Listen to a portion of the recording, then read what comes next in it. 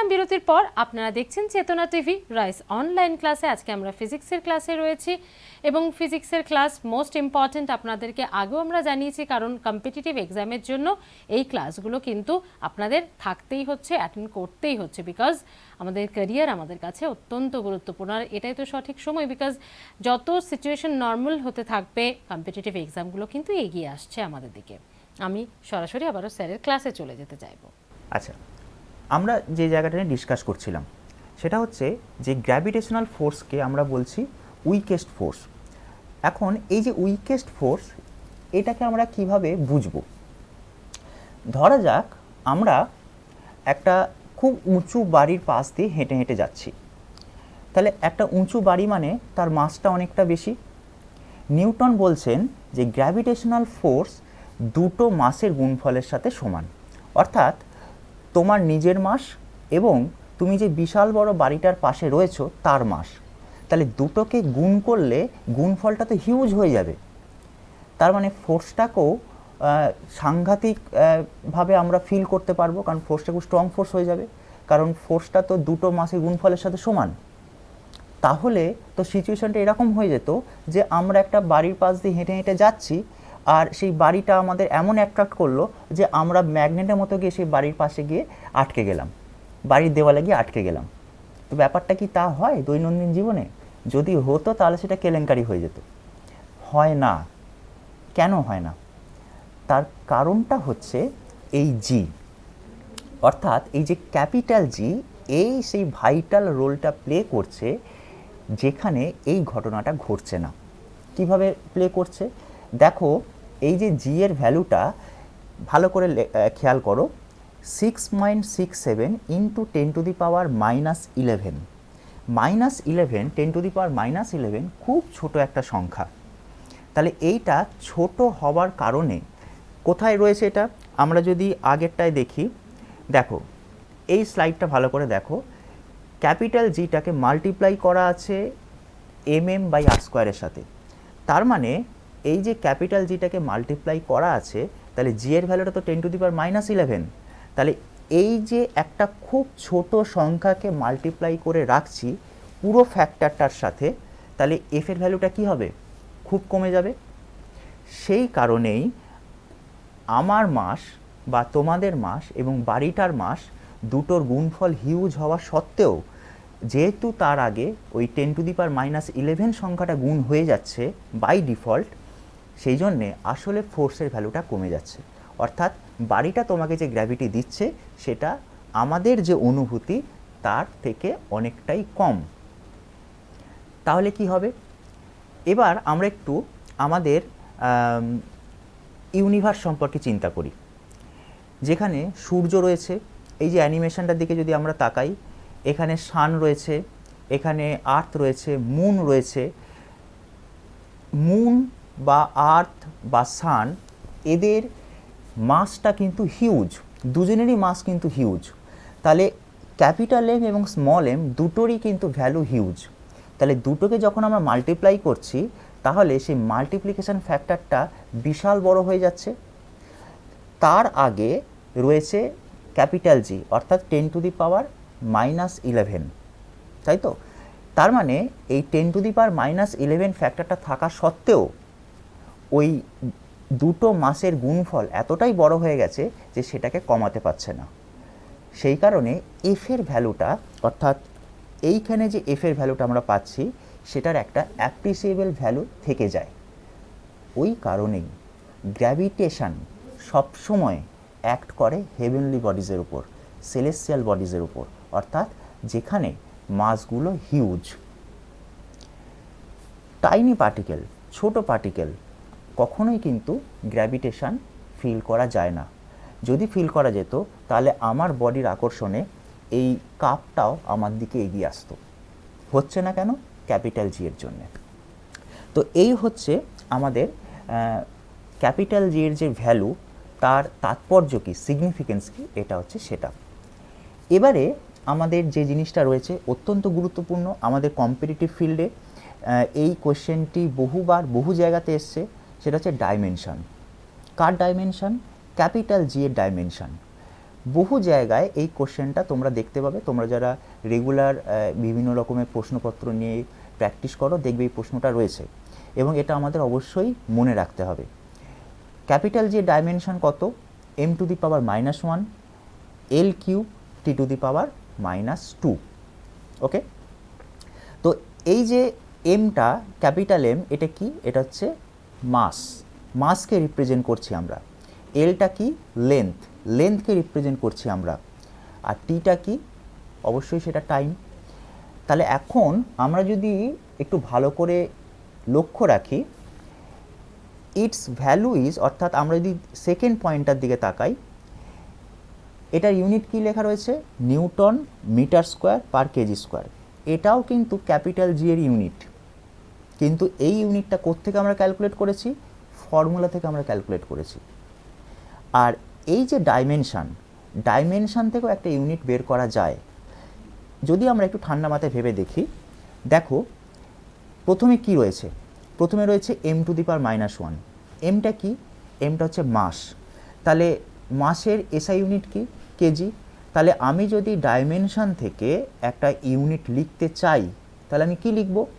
m⁻⁻1 আছে মানে আমি অবশ্যই লিখব kg⁻⁻1, kg⁻⁻1।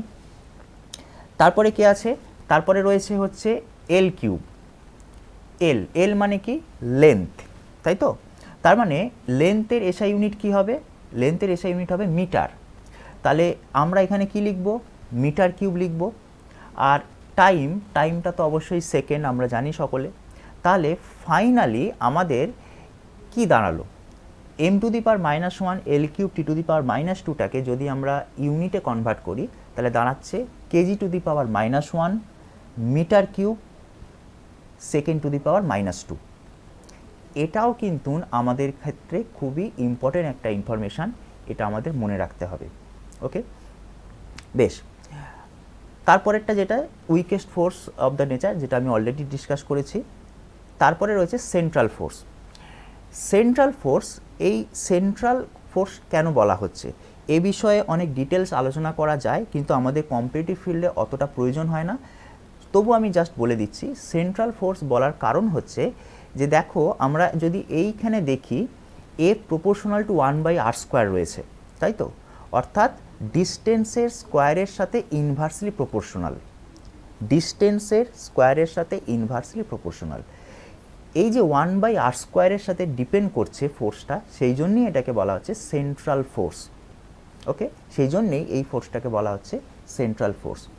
আর একটা জিনিস আমাদের মনে রাখতে হবে কনসেপ্টের জন্যে, আমরা গ্র্যাভিটেশনের মতোই আরও অনেক রকমের ফোর্স ফিল্ডের কথা জানি। তার মধ্যে একটা হচ্ছে ম্যাগনেটিক ফোর্স ফিল্ড। আমরা আমাদের ডেলি লাইফে ভীষণভাবে এই জিনিসগুলোকে দেখেছি, প্র্যাকটিক্যালি এক্সপিরিয়েন্স করেছি। ম্যাগনেট অ্যাট্রাক্ট করছে, ম্যাগনেট রিপেল করছে, এরকম আমরা দেখেছি। ইলেকট্রোস্ট্যাটিক ফোর্স আমরা জানি। কিন্তু মজার ব্যাপার হলো গ্র্যাভিটেশনাল ফোর্স কিন্তু অ্যাট্রাকটিভ ফোর্স ফিল্ড, অর্থাৎ গ্র্যাভিটি সবসময় অ্যাট্রাক্ট করে, এ কখনো কিন্তু রিপেল করে না। মানে দুটো প্ল্যানেট রিপেল করছে একে অন্যকে, সেটা কিন্তু আমরা দেখতে পাই না, সবসময় তাদের মধ্যে অ্যাট্রাকটিভ ফোর্স ফিল্ডই থাকে। যদিও গ্র্যাভিটেশনাল ফিল্ডকে বলা হয় নন কন্ট্যাক্ট ফোর্স ফিল্ড, অর্থাৎ কন্ট্যাক্ট ফোর্স নন কন্ট্যাক্ট ফোর্স ব্যাপারটা কি? কিছুই না, খুবই সহজ কনসেপ্ট। এই কাপটিকে যদি আমি সরাতে চাই, তাহলে আমাকে হাতে করে এটাকে ঠেলতে হবে, তবে সেটা সরবে। তার মানে কন্ট্যাক্ট দিতে হবে, তবে আমার ফোর্সটা এক্সিকিউট করবে। গ্র্যাভিটেশন বা ম্যাগনেটিক ফিল্ড কিন্তু সেরকম নয়, তুমি দূর থেকেই কিন্তু সেই কাজটা করতে পারবে। তো সেই জন্যে গ্র্যাভিটেশনাল ফোর্সকে বলা হয় নন কন্ট্যাক্ট ফোর্স। কিন্তু নন কন্ট্যাক্ট ফোর্স হওয়া সত্ত্বেও এটার স্পেশাল ক্যারেক্টার কি? এটার স্পেশাল ক্যারেক্টার হলো যে এটা আসলে কি? Attractive force field. ওকে, এখন কেন অ্যাট্রাকটিভ ফোর্স ফিল্ড সে বিষয়ে নিউটনের থিওরি থেকে আমরা কিছু জানতে পারি না। বেশ, এবার আমরা একটু চিন্তা করব এই স্লাইডটাকে নিয়ে। এখন অবধি আমরা কি পেয়েছি? আমাদের হাতে কি রয়েছে? গ্র্যাভিটেশনের ফর্মুলা রয়েছে। কি সেটা? F = gmm/r²। কে দিচ্ছেন? স্যার আইজ্যাক নিউটন দিচ্ছেন। আবার আমরা নিউটনের সেকেন্ড ল অফ মোশন যদি দেখি, সেখানে আমরা আরেকটা ফোর্সের ফর্মুলা পাই। কি formula? F is equals to mass into acceleration. F is equals to mass into acceleration. অর্থাৎ নিউটনই বলছেন ফোর্স মানে সেখানে মাস আর অ্যাক্সেলারেশন থাকবেই। অর্থাৎ ফোর্সের এক্সিস্টেন্স খুঁজে পাওয়া মানে মাসের এক্সিস্টেন্স থাকা, তার সাথে সাথে অ্যাক্সেলারেশনেরও এক্সিস্টেন্স থাকা। আবার নিউটন গ্র্যাভিটেশন ফর্মুলায় বলছেন F is equals two g/m/r²। তার মানে আমরা ধরে নিতেই পারি গ্র্যাভিটেশন ফর্মুলার মধ্যে অবশ্যই দুটো জিনিস লুকিয়ে আছে, একটা হচ্ছে স্মল m, একটা হচ্ছে অ্যাক্সেলারেশন, তাই তো? এখন প্রশ্ন হচ্ছে যে সেই অ্যাক্সেলারেশনটা এখানে কোথায় লুকিয়ে আছে, অর্থাৎ এই ফর্মুলার মধ্যে অ্যাক্সেলারেশন কোনটা। তো সেইটা যদি আমরা একটুখানি ইনভেস্টিগেট করি তাহলে খুব সহজেই সেটা পেয়ে যাব। দেখা যাক এই যে ফর্মুলাটা, অর্থাৎ এই যে অ্যারোটা চলছে, দেখো এম আর এ মানে অ্যাক্সেলারেশন, অর্থাৎ যে বস্তুটাকে নিয়ে আমি কাজ করছি তার মাসটা হচ্ছে স্মল এম আর বাকিটা হচ্ছে তার অ্যাক্সেলারেশন। এই ফর্মুলাতেও দেখো একটা জায়গায় কিন্তু স্মল এম রয়েছে। তাহলে আমি যদি এই নিউটনের সেকেন্ড লটাকে, অর্থাৎ যেখানে আমার অ্যারোটা মুভ করছে, যদি আমি স্মল এমটাকে চাপা দিয়ে দিই, ক্রস করে দিই, তাহলে কি পড়ে রয়েছে? অ্যাক্সেলারেশন পড়ে রয়েছে। একই রকমভাবে আমরা যদি গ্র্যাভিটেশনের ফর্মুলাতে যদি স্মল এমটাকে, অর্থাৎ যেখানে আমার অ্যারোটা রয়েছে এটাকে যদি আমি চাপা দিয়ে দিই, তাহলে রেস্ট অফ দ্য পোর্শন, অর্থাৎ capital G capital M by r², এই পোর্শনটাই অ্যাক্সেলারেশন হওয়া উচিত। অন্তত দুটো ফর্মুলাকে ট্যালি করলে আমরা সেটাই বুঝতে পারি। এই যে বাকি পোর্শনটা, অর্থাৎ স্মল এম বাদ দিয়ে যে বাকি পোর্শনটা, সেটাই হচ্ছে আমাদের কাছে গ্র্যাভিটেশনাল অ্যাক্সেলারেশন। কি নাম বললাম? গ্র্যাভিটেশনাল অ্যাক্সেলারেশন, যেটাকে আমরা স্মল জি দিয়ে ডিনোট করি। কেন আমাকে স্মল জি ব্যবহার করতে হলো? আমি তো এটা নিউটনের ফর্মুলা অনুযায়ী খুব সহজেই এ দিয়েই বলতে পারতাম, কিন্তু নিউটনের যে ফর্মুলাটা, অর্থাৎ F is equals to ma, এটা কখন কাজে লাগাবো আর গ্র্যাভিটেশনাল ফর্মুলা কখন কাজে লাগাবো? ধরা যাক এই যে কাপটা রয়েছে, এই কাপটিকে আমি ফোর্স দিচ্ছি এইভাবে, এটা সরছে। তাহলে এই যে সরে যাচ্ছে এর মোশনটা কীরকম? এর মোশনটা হরাইজন্টাল, অর্থাৎ টেবিলের ওপর এই মোশনটা রয়েছে।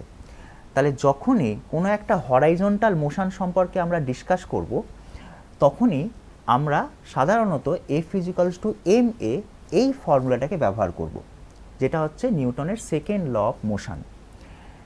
এবার এই কাপটাকে যদি আমি এইখান থেকে ছেড়ে দিতাম, এই মোশনটা কীরকম মোশন হতো? Under gravity. তাহলে এইটা যেহেতু আন্ডার গ্র্যাভিটি, তার জন্যে এটার একটা অ্যাক্সেলারেশন থাকবে। তাহলে দুটো অ্যাক্সেলারেশন কি সমান? একটা তো গ্র্যাভিটির আন্ডারে আর একটা হরাইজন্টালি, একটা ভার্টিক্যাল একটা হরাইজন্টালি। তাহলে দুটোর ক্যারেক্টার তো আলাদা, দুটোর রিজন আলাদা। একটায় contact force F is equals to ma, একটায় non contact force due to gravity. তাহলে এই যে দুটোর অরিজিন ডিফারেন্ট, তাহলে আমাকে নোটেশন আলাদা দিতে হবে। সেই জন্যেই এখানে স্মল জিটাকে ইউজ করা হলো। তাহলে স্মল জিটাকে কী নামে রাখবো? Acceleration due to gravitation. Gravitation পড়তে গেলে দুটো জি সম্পর্কে আমাদের জানতে হবে। একটা হচ্ছে ক্যাপিটাল জি, যেটা আগেই আমি ডিসকাস করেছি, একটা হচ্ছে স্মল জি, যেটা আমি ডিসকাস করছি। তো এবার আমরা এই ছবিটার দিকে তাকাই। এইখানে কি দেখা যাচ্ছে? একটা টেবিল, সেই টেবিলের ওপর একটা বল রাখা আছে। এখন এই বলটাকে মনে করো, এই যে আমার অ্যারোটা যেখানে রয়েছে, তুমি এইখান থেকে একটা ফোর্স দিচ্ছ, অর্থাৎ টুয়ার্ডস দ্য লেফট একটা ফোর্স দিচ্ছ। তাহলে এই যে ফোর্সটা তুমি দিচ্ছ, তাহলে এবার বলটা কি হবে?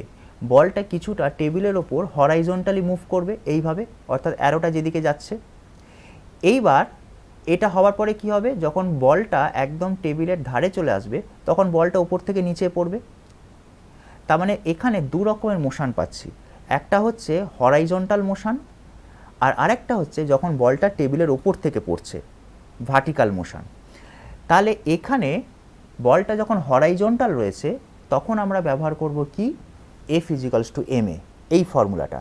আর ওই বলটাই যখন উপর থেকে নিচে পড়ছে তখন আমরা ব্যবহার করব কি, F is equals to G M M by R square, অর্থাৎ গ্র্যাভিটেশনের ফর্মুলা।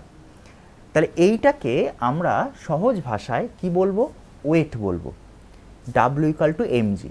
কোনটাকে ওয়েট বলছি, ওই যে গ্র্যাভিটেশনের যে ফর্মুলাটা ছিল সেটাকেই আমরা ওয়েট বলছি, W equal to M G, তাই তো। তো এখন খুব ভালো করে খেয়াল করো, বলটা কিন্তু একটাই আছে, অর্থাৎ বলটা কিন্তু একটাই আছে। এই বলটাই টেবিলের উপর দিয়ে যখন মুভ করছে তখন F is equals two M A use করছি আমরা, তখন ওই যে মাসটা, অর্থাৎ এই ফর্মুলাতে F is equals two M A যে মাসটা রয়েছে সেই মাসটাকে আমরা বলছি ইনার্শিয়াল মাস।